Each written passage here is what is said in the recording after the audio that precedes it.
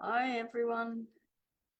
Hello, I can hear my husband on the phone in the background, so hopefully you can't hear that. All right, I'll just give it a minute, make sure everything is working here. Of course, it is Tuesday, which means it's Tuesday chat time. Sorry, I'm just trying to get all my notes and everything in the right spot. Just move that down a bit. All right. Sorry, guys. I've just got to make sure my phone's off. All right. So hopefully no one's watching yet, so I can't find out if you can hear me okay. I've got my new microphone set up again. So I'm hoping I have it set up correctly. I think I've done exactly the same as I did last week. So let's hope that is working. Showing I'm live here. Yeah, all good. All right, so make sure, let me know in the comments if you can hear me, okay? I think people are starting to get on now. So, of course, it's Tuesday morning, so it's Tuesday chat time. So today, I'm live streaming again from Zoom. That way I can share my screen. So there's always a lag. So if I sit here waiting for something, it's usually because I'm waiting for the lag to see if there's a comment or anything. So like I said, make sure you let me know if you can hear me okay. But today I wanted to talk about where to find good copyright-free images, which I think I've talked about this before, or I've definitely talked about it inside my membership. And I've probably maybe done a blog on it before, but I really wanted to share my screen and actually go into some of these places. And there's probably a couple more that I've got to add as well. Okay, so the other thing which I'll mention towards the end, hi Odette, let me know if you can hear me. We've got coming up in July, it's the opening of the Creative Barn Premium tier doors again. So I opened them. I did a very short 2-day opening for my birthday in May, but generally they're only open twice a year. So in around January and July. So they're opening again, and what I always do is I do a coaching week. So this year it's going to be called Pastel Week, and it's in July. I'll have more details out soon. But yeah, so it's good fun. It's a whole week of learning pastels. So I've got a link in the comments to join my public Facebook group, Drawing Wildlife and Nature, because that's where you'll hear, like if you join that group, you'll definitely hear all about Pastel Week and how you can sign up for it. So that's coming in sort of mid-July. All right, thanks, Karen. And Odette, hi, Janet. All right, so I should have grabbed some water. But anyway, so where to find good copyright-free reference images. So, of course, as a realist animal artist, we always tend to work off reference images, and we need good images, okay? So that really goes for any kind of realist art. You need good reference images, unless you're drawing from life, I suppose. Like if you have say if you do portraits and someone's sitting for you, it's going to sit there for hours and hours and hours. But nowadays we can take a photo, so it solves that problem. But it also brings up that old age argument of using line art and tracing, yes or no. Is it good? Is it bad? I'm kind of pretty bored with the whole subject, actually. But I did see Jason Morgan put a post up. I saw it this morning about tracing, and it's a really good read. So if you've got Jason Morgan on Facebook, go and have a look.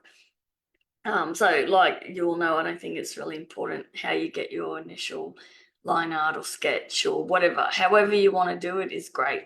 I use a lot of line art because it's quicker. So, but it really doesn't matter. It's the end piece that matters, and what ideas you come up with in that creative process, of course.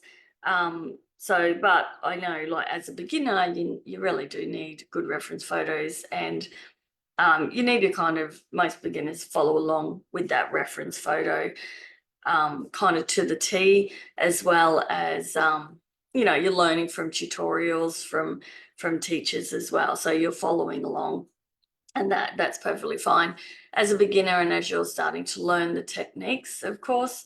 um, but but I wanted to talk about ways you can use reference photos, but sort of make them your own.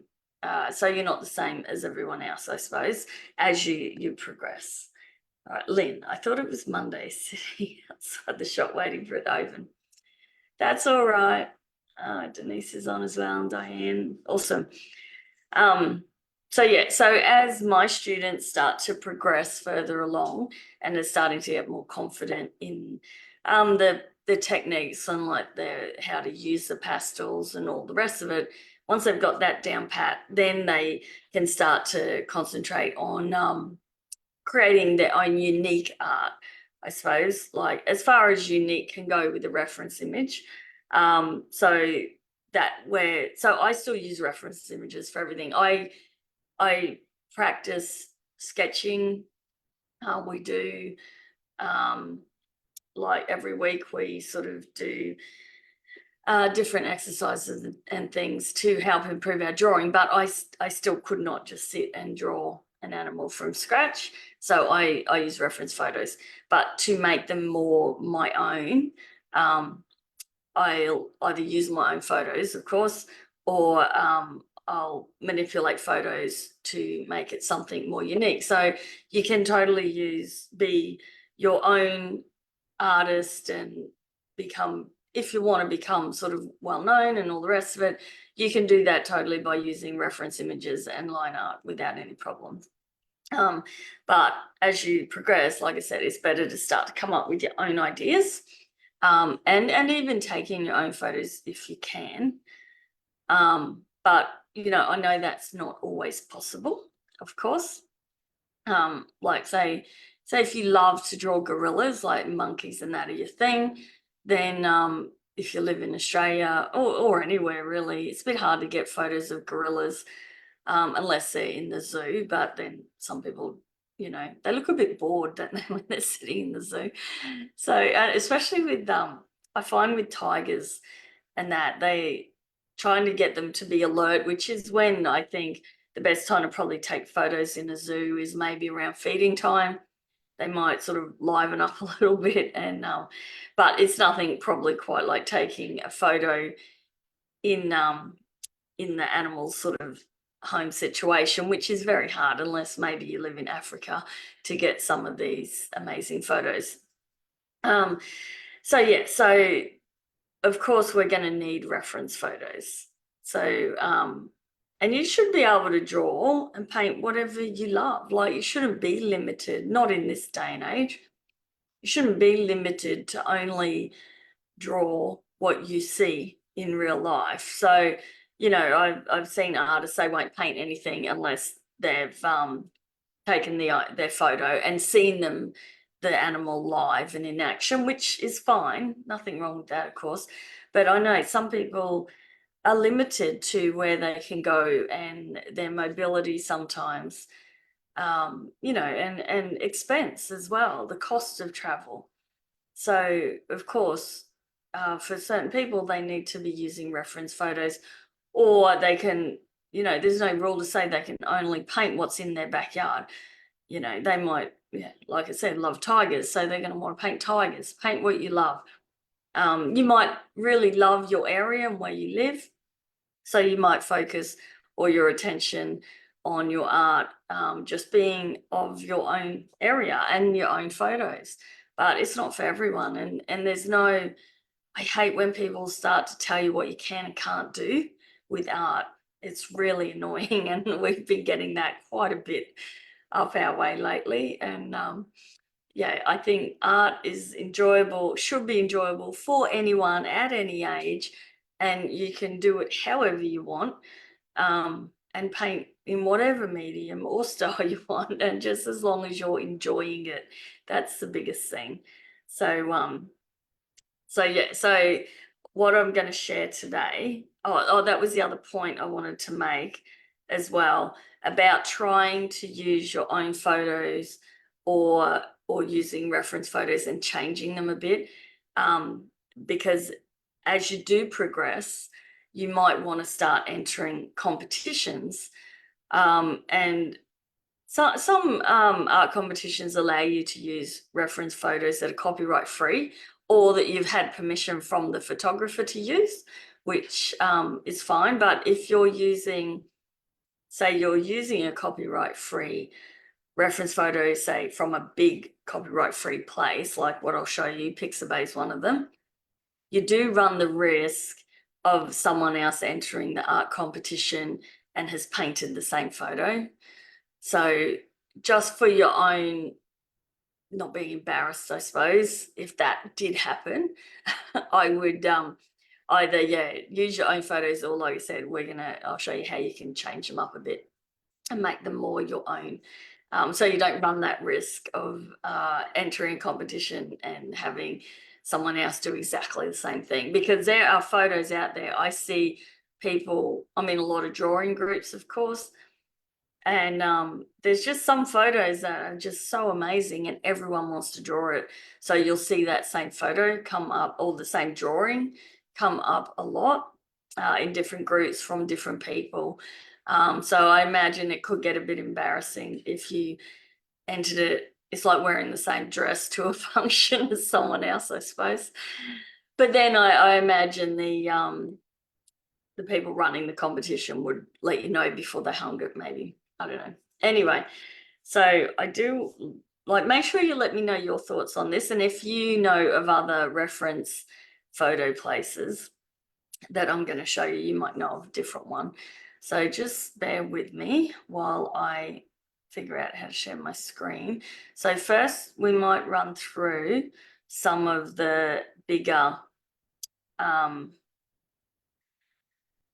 sort of image sharing sites.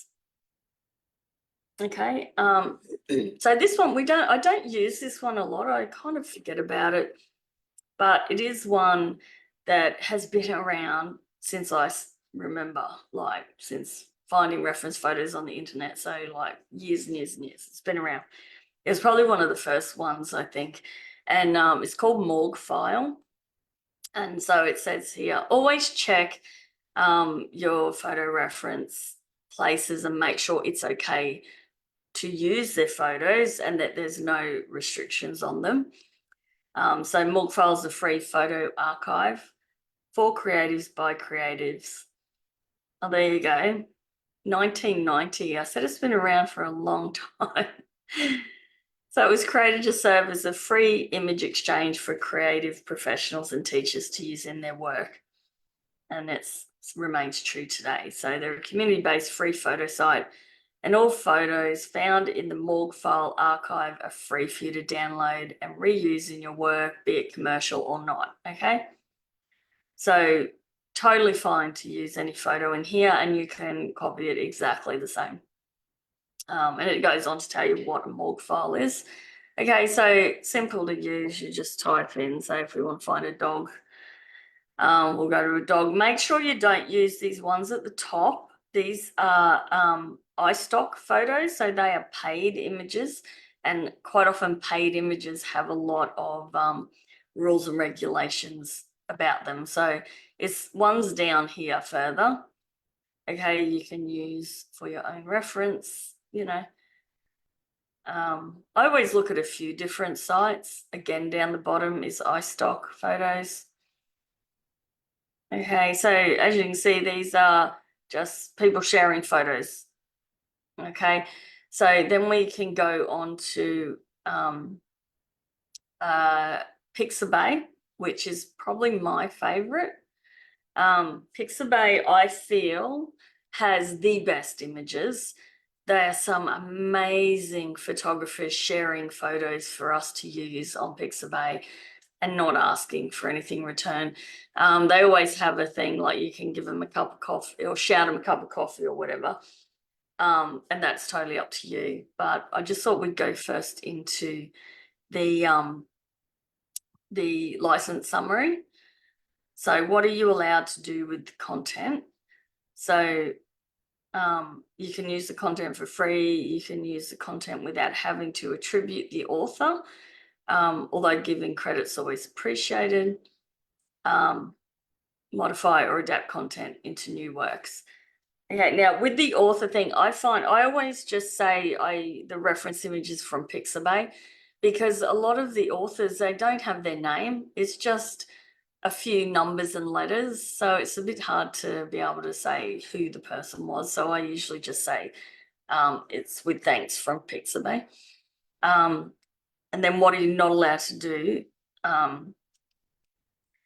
So you cannot sell or distribute the content on a standalone basis. So standalone means where no creative effort has been applied to the content.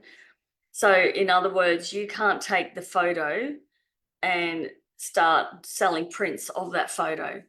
But the minute you use it to add anything creative, so we're drawing the photo, so we're not using that exact photo, we've turned it into a drawing, it is fine.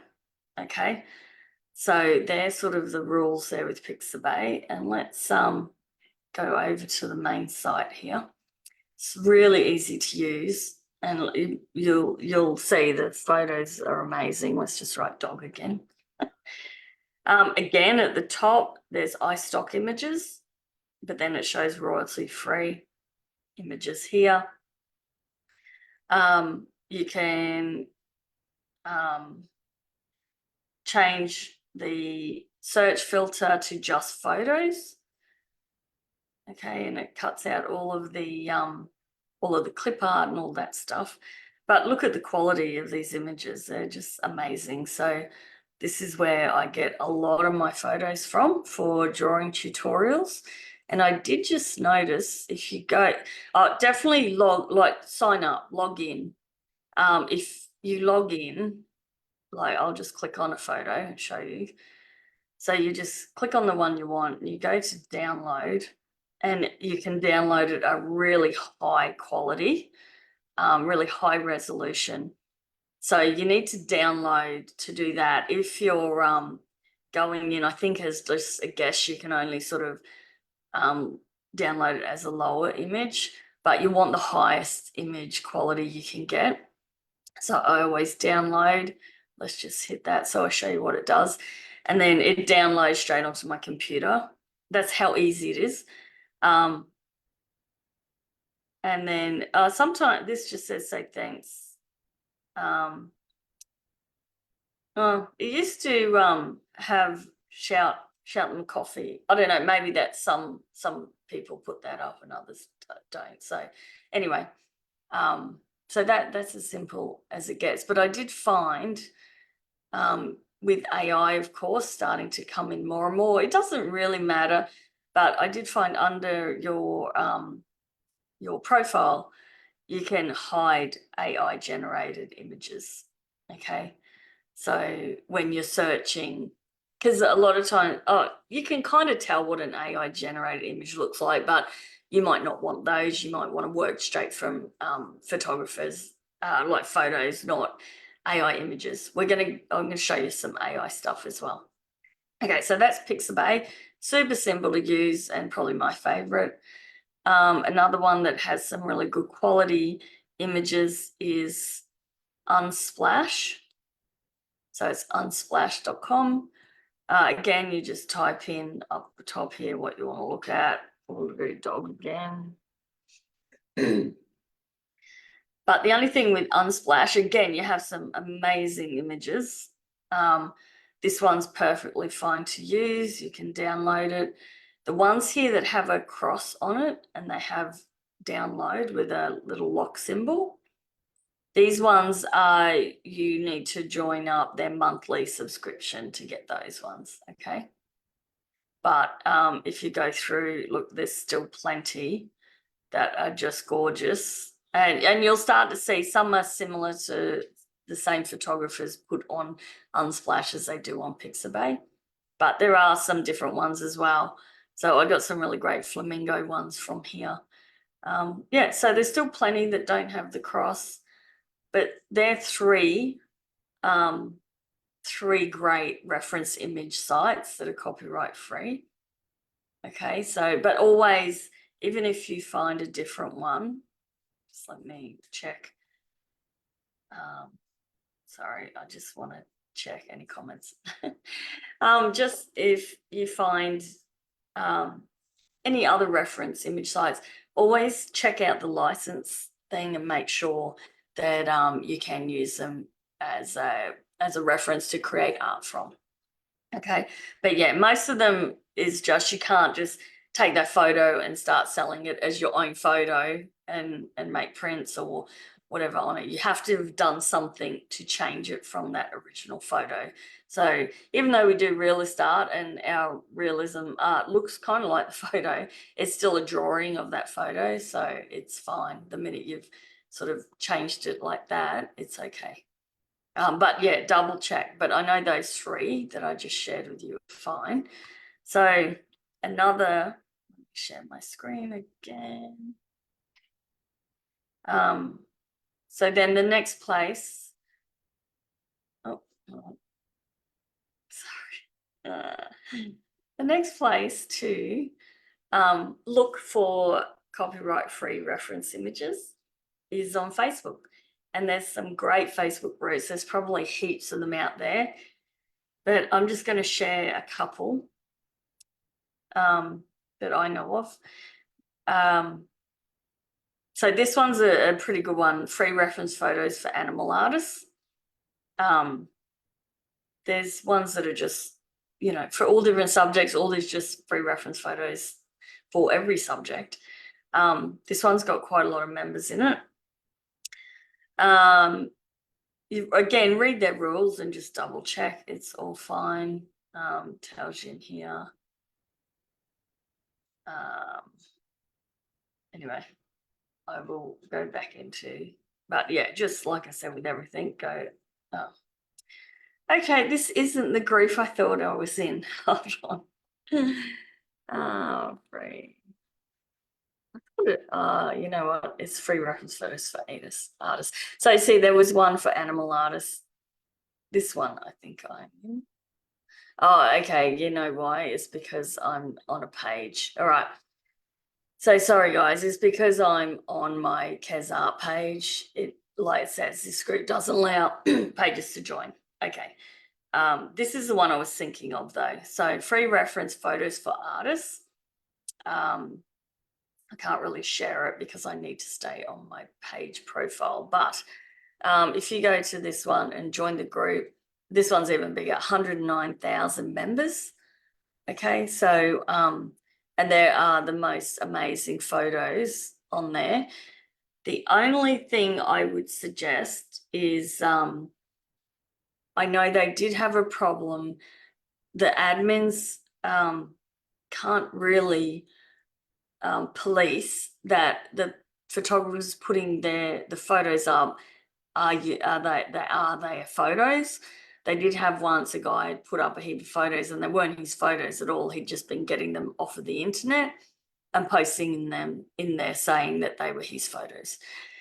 So that caused a huge problem. So I would say be part of the group, get to know the photographers. You'll see over and over, it'll be a lot of the same photographers sharing work.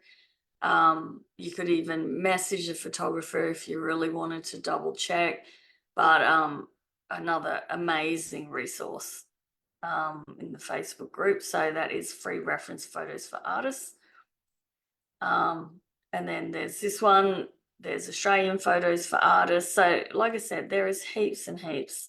This one probably, again, it won't let me because I'm on my Facebook page, but I am with my private profile. I'm a member of quite a few of these. I even joined, there's a Scotland one.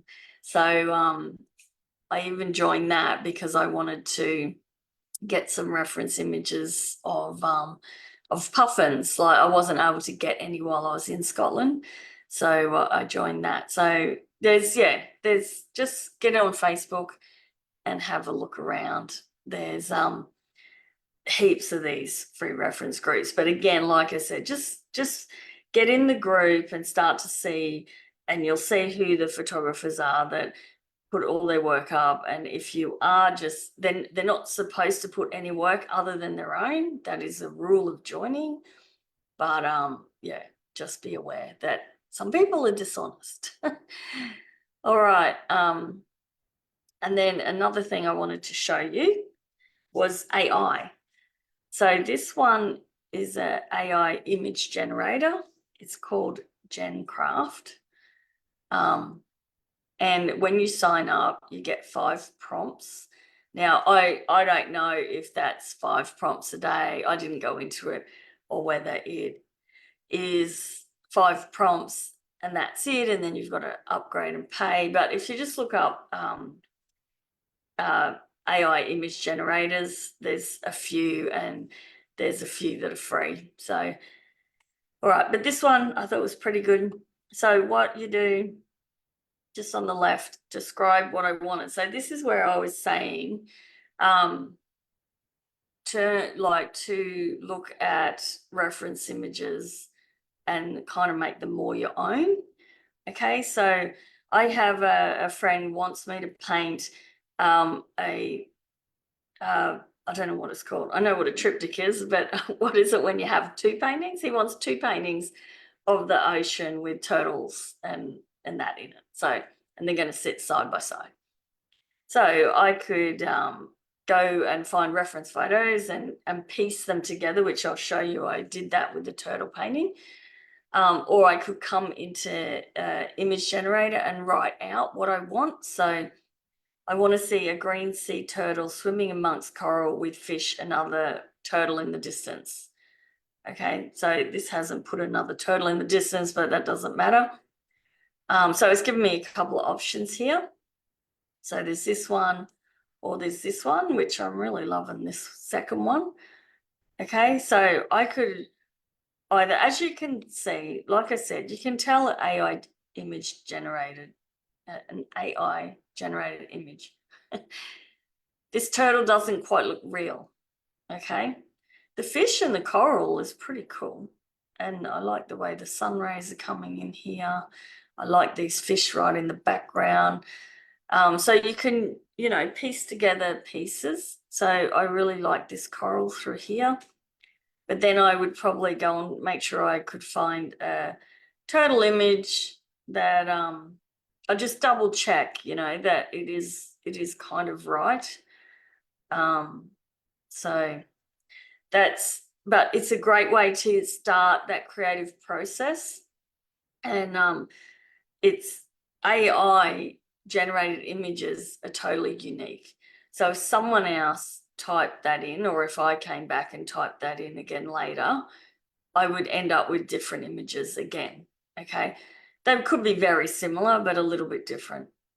So that's the beauty of AI. It is quite unique in that it can really help you generate ideas. And I find, especially if you were into drawing dinosaurs and dragons and all of that, they would, you can't really go and get a reference photo of a dragon, but you can. Let's try something here. Let's put a dragon flying over a castle on a misty day. I don't know. You can get as detailed as you want.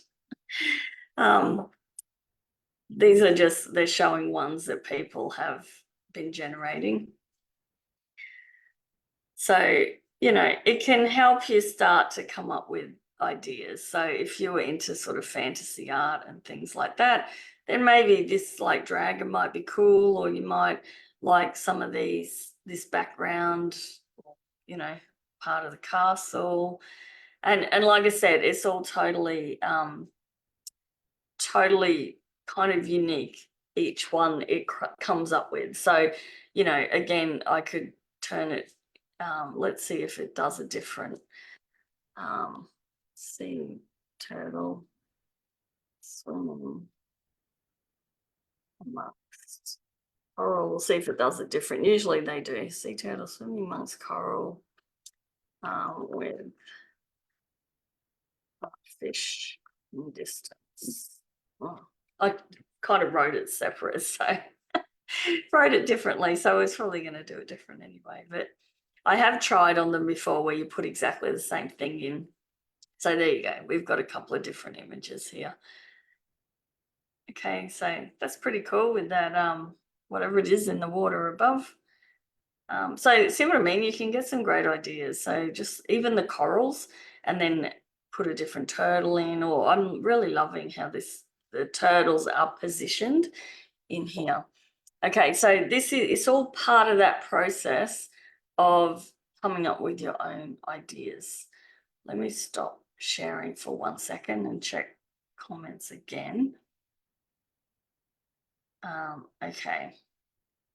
All right, all good for comments. So yeah, so AI image generation is a lot of fun to play with, and it can be a great tool for artists to help generate ideas. Okay. So I wanted to then share, so keeping in mind those turtles I just found in the AI image generator, then I wanted to share how we did a turtle painting in my membership, and how I came up with the images for that. So, all right, so let me go down here. Oop. Just need to try and make it a bit bigger. I need to make sure you can see this as well. All right, that might be better. Okay, so let's click on. So this was the finished piece. Actually, you know what? Hold on, it's not going to work. Let me stop sharing. Sorry, I'll get there. Share screen. This one is what we need to share. Okay, that's going to be better. All right. So this was the finished piece. So I really, when I was looking for on free reference images, so probably Pixabay, Unsplash, all of those. And I really loved, let me find, I love this turtle. Okay, I love the way the flipper comes forward like that. Just really, really like that image of the turtle. But of course, wasn't a fan of the background in any way. So I knew so what I usually do, I start to save all different reference images. So I knew I loved that turtle, but then I wanted to find a background. Okay, so I then found this background. I really liked the reflection of the turtle and this coral. But again, like you saw with the AI generated, I could have changed this coral up and gone into that AI stuff and really copied some of that in this. But I pretty much just decided that it would be this coral and the reflection with the other turtle. Okay, so that's when this is the finished painting. So I just you probably wouldn't have to. I probably could have just created the coral and the water and then left like a space for the turtle. But what I did, I usually go into Photoshop, or Procreate's another good one, where you can take out parts of an image and place it on another one. And also now your iPhones, if you're so if I put that original photo, so say if I put this photo into my iPhone and this photo, I could hold my finger on the turtle here and it cuts it out, and you can place it on top of another image. So I probably could have done it directly in the iPhone. I just don't know how to work it that well. But this, yeah, so this was the finished image. But like I said, now I've seen those, some of them AI generated images. I think for my friend that wants the turtles with the coral and fish in the background, I think I'll use those AI generated images, but I will make sure I go and reference turtle photos again and just double check that they are true to life, because sometimes they can be a little bit distorted. They look pretty good, but they look similar to this one actually. So yeah, but just, and then that's what I mean. You can use all these different tools to create your own unique image. So again, this was a tutorial inside my membership, and everyone started to do a lot of things differently. So some did exactly the same, but of course their water and their coral all look different anyway. Others had like, it looked like sort of the water was breaking above, and it had like the sun rays coming through the water, which was beautiful. Some had really bright coral, more like what's in that AI image. So yeah, it's just a good way to start to make your work more unique. And then this was another piece I just finished recently that was from my garden. So if you want to be really creative and not use reference photos online or at all, and you want to just do stuff from your own, like your own area, then of course there's a million things in your backyard that can be quite interesting and can make a beautiful painting. So I have a lime tree that is always fruiting. And I had seen an idea of, I've seen a few people do different fruit hanging, like branches hanging. That's why I've got this sitting flat on a bit of cardboard on my table, and then I tied some string or twine or whatever it is there. And then I ended up drawing a nail. That's this photo of the nail down here. So these are my reference photos I've taken myself. I played around with composition. And then this was the finished piece. So you can, yeah, totally come up with something unique to you and your area by just getting out there and playing around with photos. And just, I like to take, I've talked about before building your creative bank, so I like to take a lot of images or take notes, things like that. I've talked about I want to start doing a bit of journaling when I am coming up with those images, just to take notes as well as sketching. I think it just, it's a whole rounded thing to becoming an artist, of course. So I think we get our ideas from everywhere, and just you know, putting things together, everyone. So I might get a few different photos off, say, Pixabay. I might be thinking, oh, what do I want to paint? So I start looking at photos, and then I'll grab, you know, my ideas are going to be different to the next person. We might be finding the same photos, but we're putting them together differently. So everyone is unique in that way. And then, of course, everyone draws differently. So I know that when I'm teaching a workshop, when I have 10 students all doing exactly the same thing, they've got the same reference image, they've got the same line art, but at the end of the day, all 10 look different. So everyone has their own unique style and touch, even though you probably don't know you have at the moment. But the more you draw, the more you start to see that you know, you can sort of start to pick your work out amongst the others. So all right, so I just want to make sure I have gone through everything. So I hope that's given you some great places to find reference images, and also giving you some ideas to start coming up with your own individual pieces as well. But like I said, as a beginner, if you're in that beginner stage, or even not even complete beginner, just you're still learning. You're still learning your medium and the techniques and that, then you might still want to just not worry about the whole unique artist thing. You might want to still just be using reference images exactly as they are. But just please make sure you are using copyright-free reference images. And of course, like I said, following along with tutorials, all of that stuff is a great way to get started. Okay, so just let me check. And then, yeah, like I said, if you know any other ones I didn't mention that you find you use and they're a great source of copyright free, definitely put it in the comments, even if you're watching the replay. And I just want to come back to mentioning, I've been on here 40 minutes, which is all right. I just want to mention Pastel Week again is coming up soon. So for those that know me, twice a year I do a coaching week. The last one I did, we did different media. So we did graphite, charcoal, and pastel.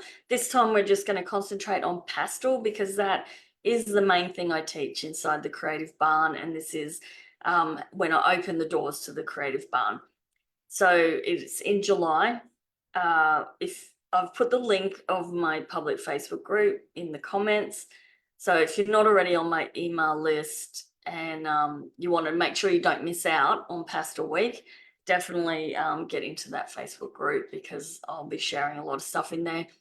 It is going to be a cost this time. Last time I ran it for free, but this time I alternate. This time I'm charging, it'll be $7 US, so about $10 Australian.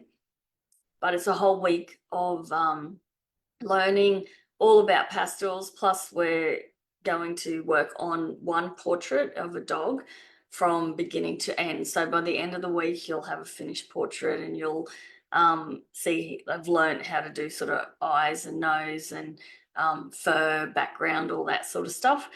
And also you will have paid. If you're in it, you're going to have paid, but you'll get to keep the recordings. Okay, so your $7 US is to cover the cost of the recording. So I know a lot of others that do different coaching weeks don't give you the recordings, but I'm happy to do that for a paid one. If I do it free, then you don't get the recordings, but when I do a paid one, you get to keep those recordings to come back on. But the best time to do it is during that week and try and attend the lives.